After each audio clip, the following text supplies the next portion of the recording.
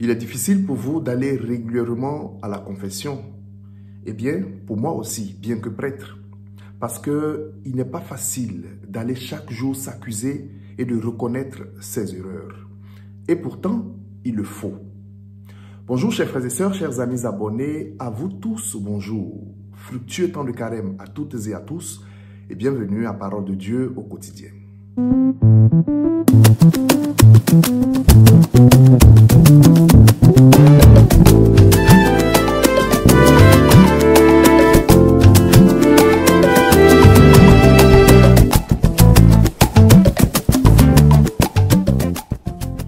Au nom du Père et du Fils et du Saint-Esprit, Amen. Chers amis abonnés, chers frères et sœurs, nous sommes à quelques jours de la Semaine Sainte. Semaine importante, semaine cruciale dans notre vie de foi, surtout pour tous les efforts que nous avons consentis jusqu'à ce jour. Je crois que pour de nombreuses paroisses, c'est au cours de cette semaine que les confessions générales vont se faire. Je voudrais donc très humblement nous proposer ici quelques pistes de sorte que nous puissions faire une bonne confession afin de bénéficier des grâces de la mort et de la résurrection de notre Seigneur Jésus-Christ. Je commencerai d'abord par nous donner 3 petits conseils avant d'aller à la confession de sorte à nous sentir bien, à nous sentir mieux quand nous devons aller nous confesser. Premièrement, il est important de se concentrer sur Dieu. Se concentrer sur Dieu et sur son regard de miséricorde. Comment Dieu me voit, bien sûr, avec miséricorde, avec compassion, et non pas comme un juge qui m'attend pour me condamner. Le plus important, ce ne sont pas mes échecs, ce ne sont pas mes chutes, mes rechutes. Ce n'est pas cela le plus important. Le plus important, c'est la miséricorde du Seigneur qui donne sens à la confession. Oui, m'approcher de Dieu en ayant confiance que je serai pardonné. Dieu qui m'attend avec les bras ouverts, comme le père de l'enfant prodigue l'attendait. Si je regarde mes péchés et je regarde ma propre vie, je me dirais, mais pourquoi aller me confesser? Je tombe toujours dans la même faute, ce sont les mêmes erreurs, les mêmes péchés qui reviennent. Et finalement, je vais me décourager. Le plus important, c'est de fixer son regard sur Dieu. Il faut fixer son regard sur Dieu et comprendre qu'il m'aime et m'attend avec sa miséricorde. Et deuxièmement, chers amis, chers frères et sœurs, ne te gêne pas devant le prêtre. Le prêtre, c'est un homme comme toi, dont Dieu se sert comme instrument de son pardon. Ce n'est pas le prêtre qui accorde le pardon, c'est Dieu qui accorde sa miséricorde. Le prêtre a certainement des fautes comme toi, peut-être les mêmes fautes, ou même des fautes plus graves, peu importe. La valeur de la confession ne se trouve pas dans la sainteté ou la perfection ou encore dans l'état de péché du prêtre. Ce n'est pas cela la valeur de la confession. La valeur de la confession se trouve dans le fait que toi, tu te sens pécheur et que tu t'approches du prêtre pour recevoir la miséricorde de Dieu. Parce que ce n'est pas la miséricorde d'un homme que nous recevons, ce n'est pas la miséricorde du prêtre, c'est la miséricorde de Dieu. Tu peux te dire, mais qu'est-ce que le prêtre va penser de moi? Quelle idée va se faire de moi si je lui dis tel ou tel péché? Peu importe, le prêtre peut se faire les idées qu'il veut de toi. Ce qui est important, c'est l'idée que Dieu se fait de toi. C'est cela qui est important. Cela n'a pas d'importance, l'idée que le prêtre peut se faire de toi. Surtout qu'à la confession, le prêtre est tenu de garder strictement le secret de confession. Tout ce qu'il entend en confession doit être gardé strictement. Tu n'as donc à avoir aucune crainte. Tu dois avancer dans la confiance pour recevoir la miséricorde de ton Dieu. Et enfin, troisièmement, mon frère, ma sœur, va te confesser par amour de Dieu et par amour de ta propre vie. C'est cela la raison de ta confession. Va te confesser parce que tu es appelé à être meilleur. Ta vie ici-bas est importante. Tu es un enfant de Dieu et tu dois sentir, tu dois porter le parfum de la dignité d'enfant de Dieu. C'est pour cela que tu vas te confesser. Quand un devoir n'est pas bien fait, on le reprend, on le reprend, on le reprend jusqu'à trouver la bonne formule, la bonne solution. N'aie donc pas peur d'aller te confesser. Tu te confesses par amour pour Dieu et par amour de ta propre vie. Je résume. 1. Fixer son regard sur Dieu et sur sa miséricorde. C'est ce qui est le plus important. 2. L'idée que le prêtre peut se faire de nous n'a pas d'importance car il est aussi un pécheur comme moi. 3. Aller se confesser par amour de Dieu et par amour de notre propre vie car chaque jour, nous devons apprendre à être meilleurs. Et maintenant, quelles sont les démarches pour faire une bonne confession? Je n'invente rien. Ce sont des démarches que l'Église enseigne. C'est donc la doctrine de l'Église que je vais répéter. Une doctrine en 5 points. Le premier élément qui est très important, c'est l'examen de conscience. Un élément très important. Chers frères et sœurs, il n'y a pas d'improvisation dans les sacrements.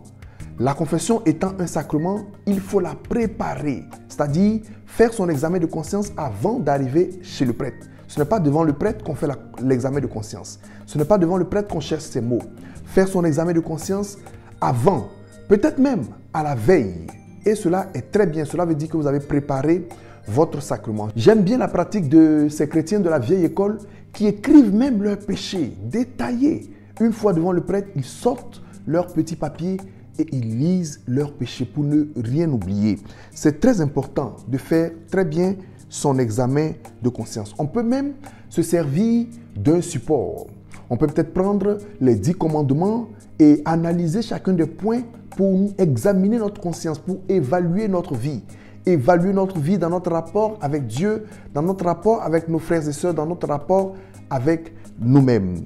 On peut utiliser par exemple les vertus théologales, la foi, l'espérance et la charité et voir si j'ai vécu conformément à ces vertus théologales. On peut même utiliser les 7 péchés capitaux pour faire son examen de conscience qui sont l'orgueil, l'avarice, l'envie, la gourmandise, la luxure qui est en lien avec la sensualité, la colère.